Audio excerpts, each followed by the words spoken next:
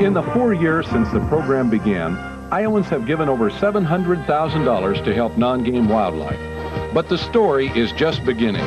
Non-game wildlife still needs your help.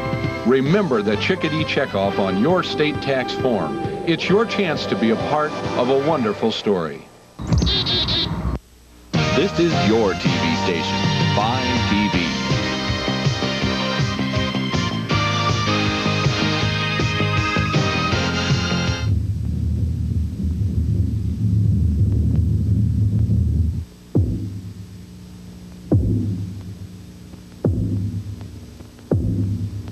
A man so violent that his organization is reputed to have killed some 30 judges and hundreds of policemen in Colombia. An alleged drug dealer said to be worth over $2 billion. And he's about to stand trial in the United States. Good evening, I'm Ted Koppel, and this is Nightline. His name is Carlos Lehder. One of his political idols is Adolf Hitler. His drug syndicate reportedly controls up to 80% of the cocaine smuggled into the United States.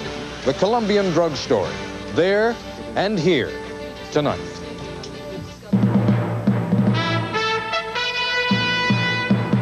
This is ABC News Nightline. Reporting from Washington, Ted Koppel. Among the world's criminal class, the drug dealers of Colombia have achieved a distinction that is almost unique. They are so brutal to their enemies and so financially able to finance their violence that police are frightened to arrest them, state's attorneys are afraid to prosecute those who are arrested, and judges are cowed into releasing most of those who have been prosecuted. It was therefore quite remarkable that last week, literally hours after he was apprehended in Colombia, Carlos Lehder, one of the alleged kingpins of that country's drug trade, was extradited to the United States. Here's Nightline correspondent James Walker. Security outside the Jacksonville, Florida courthouse was heavy this morning. Federal marshals stood guard armed with automatic weapons, while inside, one of Colombia's most feared, most successful drug bosses, Carlos Lehder, pleaded not guilty to charges that he had smuggled over 3 tons of cocaine into the United States. The immediate impact of the arrest of one major trafficker on the flow of narcotics is not going to be very great. It's the psychological impact, it seems to me, that first, it tells the rest of the traffickers they're not immune. Charles Gillespie is the U.S. ambassador to Colombia. Not only Colombians, but citizens of all the rest of the countries that are fighting the narcotics trade, that something can be accomplished and that the big guys fall. And I think that's very important. Lehder was arrested last Wednesday by Colombian police after a shootout at a remote ranch outside Medellin in the Andes Mountains. Medellin is the headquarters of the cartel that supplies about 80% of the cocaine consumed in the United States. It earns an estimated $8 billion a year, more than the gross national product of nearly 1/3 or 50 nations of the world. To protect its investment, the cartel relies on murder, bribery, and intimidation, and it will go anywhere to carry it out. When former Justice Minister Enrique Parejo was threatened for trying to crack down on the cartel, the Colombian government sent him to Budapest to be ambassador to Hungary. But not even the Iron Curtain could protect him. They are capable of putting a gun into the hands of an individual and shooting an ambassador in an Iron Curtain country. I find that amazing. And, well, not only amazing, I find it an outrage. Parejo was shot 3 times in the head and neck and left for dead outside his residence in Budapest. While Parejo survived the attack, his predecessor at the Ministry of Justice, Rodrigo Lara, had been assassinated in Bogota 18 months before. And the targets are not just government officials. Last December, gunmen shot and killed Guillermo Cano, publisher of Bogota's second largest newspaper. Cano had been an outspoken critic of the drug smugglers. Guillermo Cano's death has given us a real motive to fight openly. Rafael Santos is the editor of Bogota's largest newspaper, El Tiempo. He knows well the drug cartel's determination. They have everything. They want power now, and they will go anywhere to get that power. Last September, the chief of security for Avianca, Colombia's largest privately owned airline, was shot to death 2 days after his men found $5 million worth of cocaine hidden in the tires of a cargo jet bound for Miami. A year ago, last January, Barry Seal, an informant for U.S. drug agents, was murdered in Louisiana. Seal was getting ready to testify against the Medellin cartel. The so-called godfather of the cartel, Pablo Escobar, has been charged with plotting Seal's murder. Escobar was capable of behaving like a chameleon, playing the role of Robin Hood to Medellin's poor, enlisting their support by building free housing, even paying for construction of a zoo. One of the reasons it's been hard to get the kingpins is that obviously they've developed some kind of support base in parts of the country where they are. And I don't know that this really signifies that that's all wiped out. The cartel also used intimidation and murder to try to control Colombia's judges. If they could not be bribed, then they would be killed. 31 so far. I try to put myself in that position. What would happen in this country if an organized criminal organization did this? There would be such outrage and such fear and anger that something would have to happen. I think that same thing is happening down there. Colombian and American officials agree that Carlos Lehder's arrest is an important first step in the battle against the drug bosses. What remains unclear is whether it signifies a commitment by the new Colombian government or whether Lehder himself became a victim of the cartel and business will continue as usual. I'm James Walker for Nightline. When we come back, we'll go to Bogota to talk with the U.S. Ambassador to Colombia, Charles Gillespie, and with Colombian journalist Juan Manuel Santos. This is ABC News Nightline, brought to you by Dow. Going to Providence St. Mel in the heart of Chicago is something special because almost every graduate goes on to college. And thanks to the people at Dow, we get scholarships, money for this old building, even books and tuition so my teacher could go after his PhD. Says he'd love to pay Dow back with a scientist. Yes, you can make a difference in what tomorrow brings. Maybe this scientist. Dow lets you do great things. I'm Dick Carson. I admit it, my brother Johnny is funnier than I am. He's made serious money by being funny. So investment firms are serious about helping him with his finances. But I found one that's serious about people like you and me, too. Dean Witter. They're helping me plan for my business and retirement. And to get a big welcome at Dean Witter, I don't need anybody saying, here's Dickie. You're somebody at Dean Witter. A member of the Sears Financial Network. Joe and Eddie plan a surprise wedding. What are you doing here? What a shock. Natalie, could we have a little privacy, please? Of course, Joe. I'm hip. Hey, I've been there. Oh, Eddie, a ring. It's beautiful. Best one in Kmart. An engagement ring. Stand back. I'm identifying. The Facts of Life. Weeknights at 6:30 on 5 TV.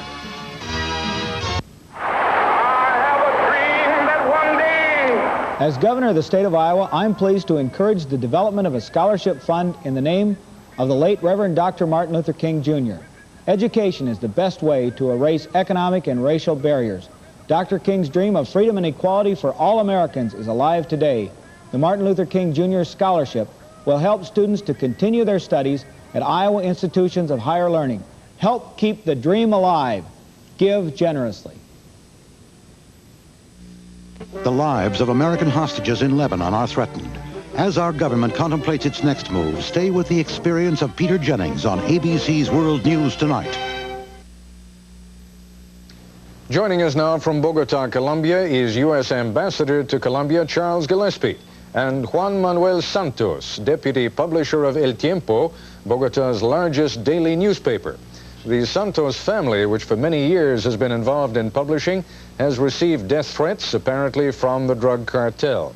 Ambassador, when you kind of hear the story put together the way that James Walker did just a couple of minutes ago, it almost sounds like a bad movie. How much of this is, in any respect, a media hype, and how bad is it?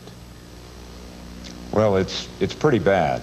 The narcotics trafficking trade, which is now much more than a trade, it seems to me, pervades not only the consumer countries, but it's having a tremendous effect on the producer countries.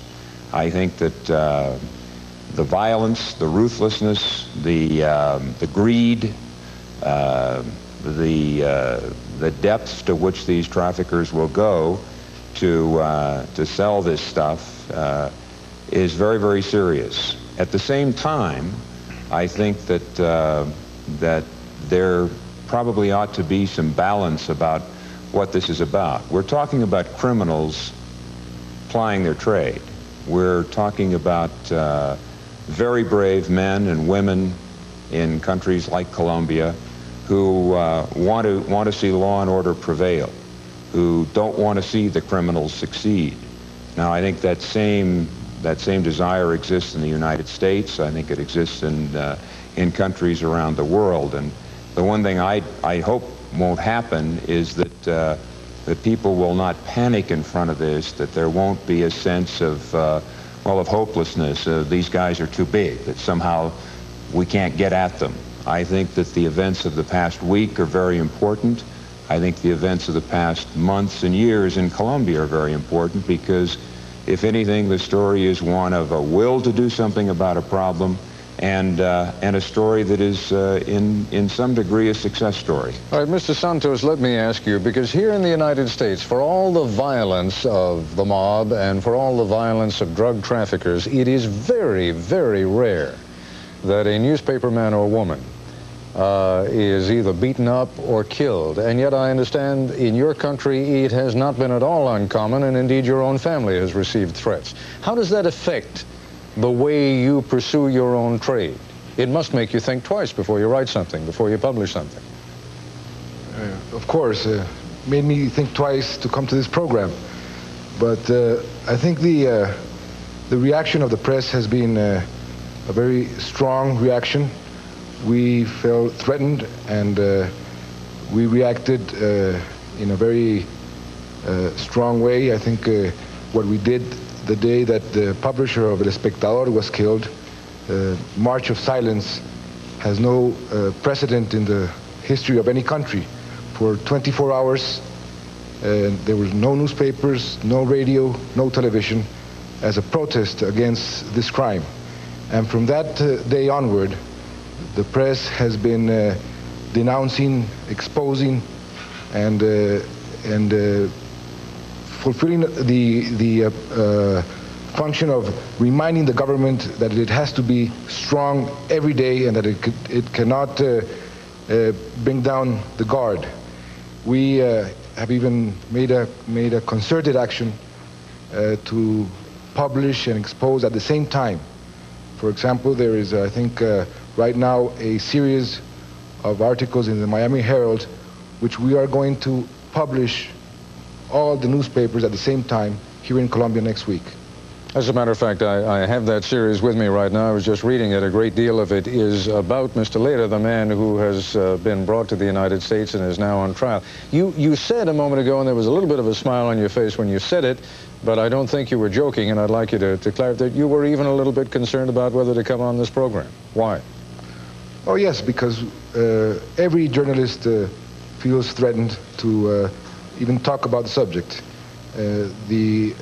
The assassinations of not only Mr. Cano, but other journalists, and the threats that we receive almost on a daily basis makes you think twice what your function is as a journalist. But we have taken the firm decision not to silence ourselves and to fight back with the means that we as journalists have to expose and not to keep anything hidden and simply fulfill our function. Ambassador Gillespie, what about the people who work at the mission, who work at the U.S. Embassy? You have some families down there, certainly a number of wives and husbands down there. Any particular precautions have to be taken that would not be taken, let's say, in another capital? Oh, I think that's definitely the case. We've been living with a security situation in Colombia for the last couple of years, a mixture of political terrorism and threats from narcotics traffickers. We've established security routines they're pretty rigid. This is not diplomacy the way it used to be. It certainly isn't what I joined the Foreign Service to get into, but it's what things have become. We have to do our job. We live with certain restrictions. When an event such as the arrest of Mr. Lehder happens last week, I have to make sure and kind of remind people, all right, let's stay with it. But we didn't make any major changes in what we do already. I'm afraid that to some degree it reflects the fact that we're living in a society and at a time when a certain degree of violence is the norm. And that's a sad thing. I guess what I would like to focus on, though, is what Mr. Santos is saying, that there are people here in Colombia, and I feel there are people in my embassy as well, who feel that there are jobs to be done, stories to be told, truth to be made public, and it's the job to do it. That's what we're here to do. Well, let's do that job, and let's focus a little bit more on Carlos Lehder in particular, and we will do that when we come back, because at that point we will be joined by the U.S. drug enforcement official who oversaw the U.S. effort to bring Carlos Lehder to the United States for trial, Special Agent Diogenes Galanos. Hello, I'm Leona, your automatic teller. Can I help you with a student loan? No, a car loan, Leona. Fast forward. Home improvement loan. It's a General Motors car. Don't get hassled when you finance a new car or truck. Get GMAC financing only at your GM dealer. Is there someone live I could talk with around Do we have one of our calendars? This is a farm calendar. We also have what they call a printing calendar. If I can only find it, Guess what's coming to dinner? New Le Menu Light Style. Elegant dinners like sherry glazed chicken with seasoned rice, all under 350 calories.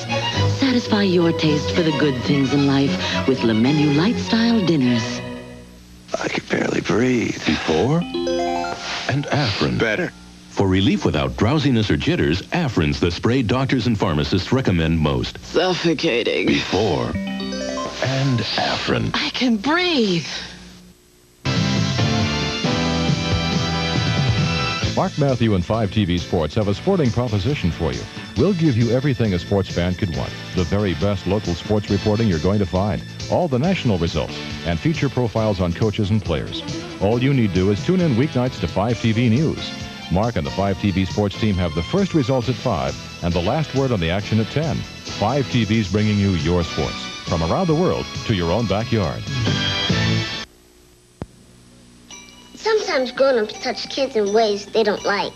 I was wrestling with my uncle, and it changed. It felt icky. When touching feels funny, it's hard to know what to do. He said I shouldn't tell anyone. If that ever happens to you, say no. No. Then go. Go. And tell someone you trust. Tell. Say no. Then go. And tell. Sponsored by the Iowa Medical Society and Auxiliary. Smoking ain't hip, in fact it's a drag. Sucking it in's just not my bag. Smoky clothes I can do without. Whatever you're into, smoking's out. Flicking off ashes, looking like a fool. Everybody knows that smoking ain't cool, no, no, no. Look around, there's no doubt. Whatever you're into, smoking's out. Wake up one step ahead in the business world with first news from financial capitals in New York, London, and across Europe. Tomorrow on ABC's World News This Morning before Good Morning America. Tomorrow we'll hear from an engineer who tried to stop the Challenger launch. Now he's suing. Also Sly Stallone. And Ron Reagan dances on Broadway on Good Morning America. With us now from the offices of the U.S. Drug Enforcement Administration in Miami is Diogenes Galanos, Special Agent of the DEA in charge of the Miami Division, which oversees Florida and the Caribbean. You're the folks who brought Carlos Lehder back in. As I gather from what he testified in court today, has to have a court-appointed attorney because he says he doesn't have any money. You buy that? Not at all. This individual is probably worth close to $1 billion, if not more. How has he been able, I mean, he says that he has been hounded for the past 4 years by the Colombian army.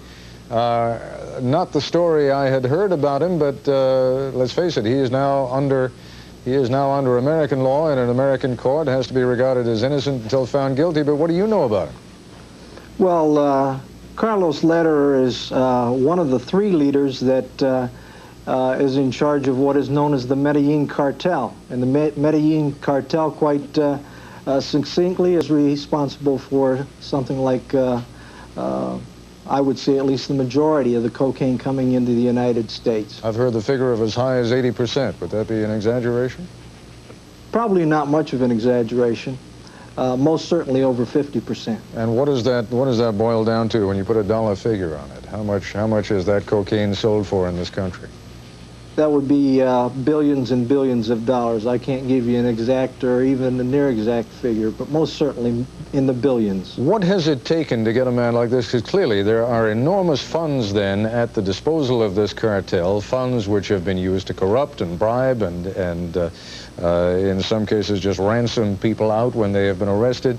What has it taken, and it must have taken a great deal of courage on the part of your counterparts in Colombia, to get this man out?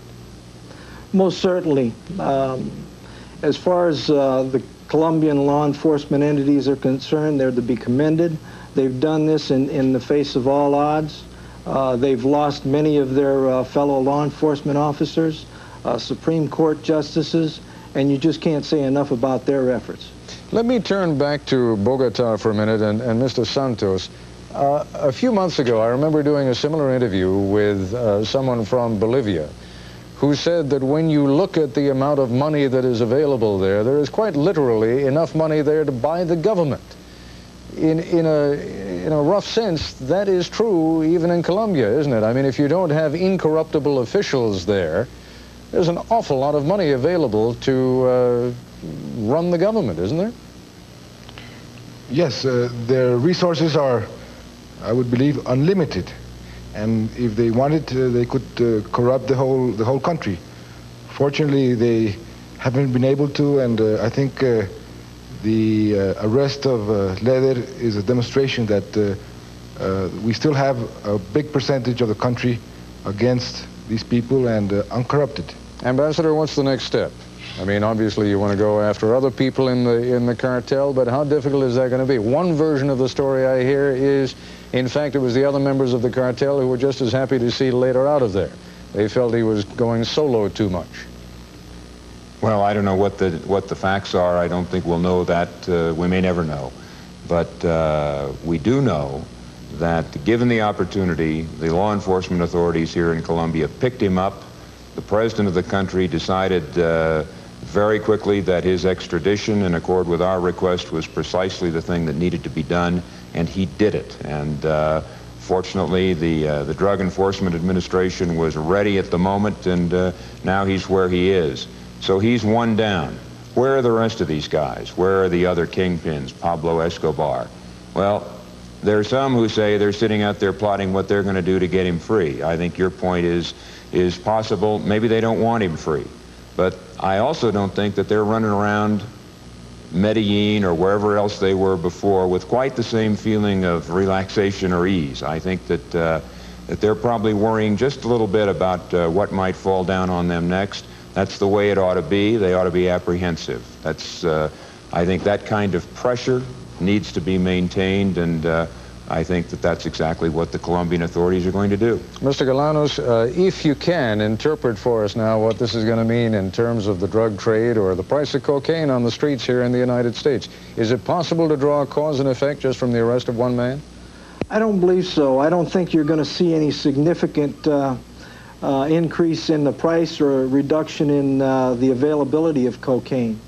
I think it's going to put out another message, though, to the rest of these violators that they don't have enough money, they don't have enough power, and they don't have enough intimidation to stop the governments of the United States and Colombia in pursuing them also. I think more and more we're seeing that this is not a U.S. problem. It's an international problem, and it's being recognized as such throughout the world, and the various countries throughout the world are taking action against it. Now, they have also shown, when I say they, I mean the cartel, they've shown an extraordinary reach all the way behind the Iron Curtain, as we saw earlier in this program, to attempt to kill a man that they regarded as one of their enemies. So is it ever safe to say, well, we've taken a step in the right direction now, things are moving? Well, it's never safe, but it's correct to say we've taken a step in the right direction, and we've got to continue in this direction. Again, with the help of the Colombian officials, I think we can continue in this direction. All right, we're going to take a break. We'll continue our conversation in just a moment. Hi, I'm Eddie Payton. My brother Walter holds the all-time rushing record in the NFL. So lots of investment firms would love to tackle the job of managing his money. But one firm works just as hard for people like you and me, Dean Witter. They're helping me save on taxes and plan for the future. You see, with Dean Witter, you don't have to be a Super Bowl champion to be treated like one. You're somebody at Dean Witter. A member of the Sears Financial Network.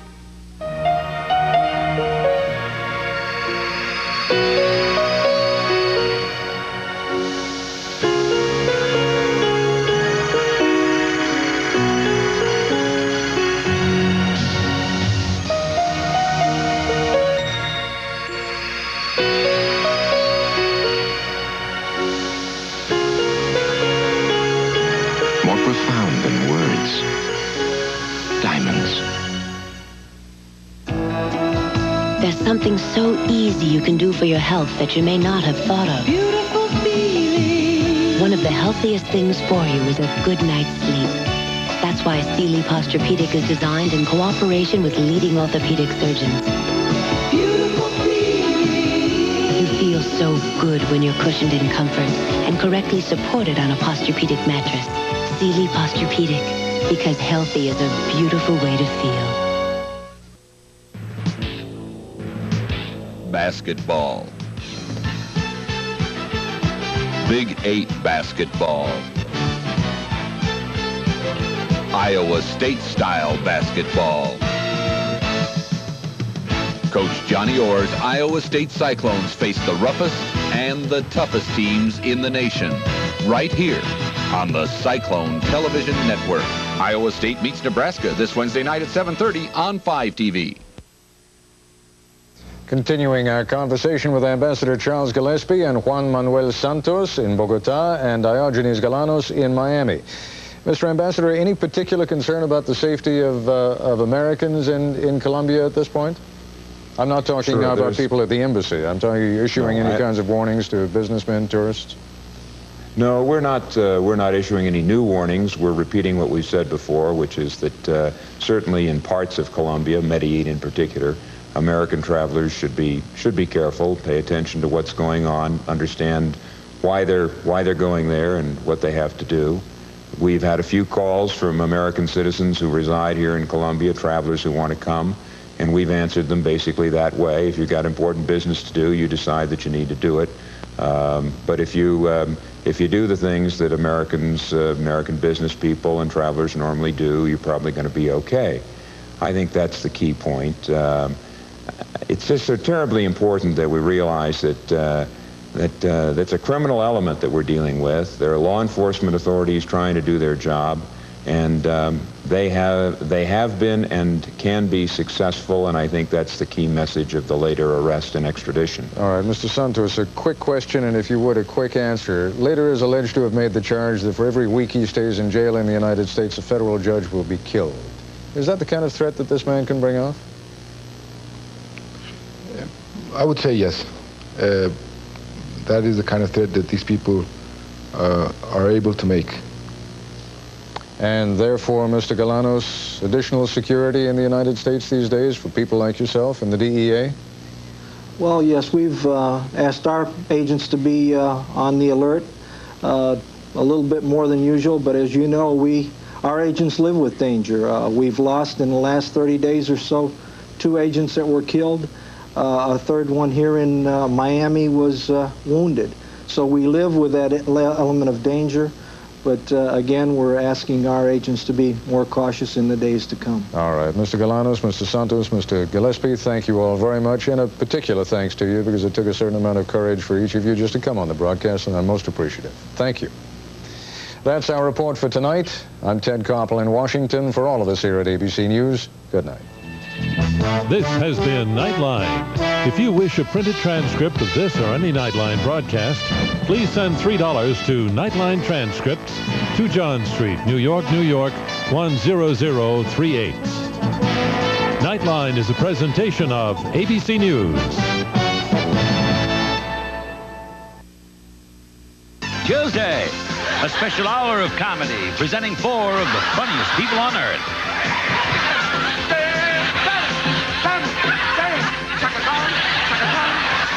It's Carol, Carl, Whoopi, and Robin in an all-new Carol Burnett special. Tomorrow. This is your TV station, 5 TV.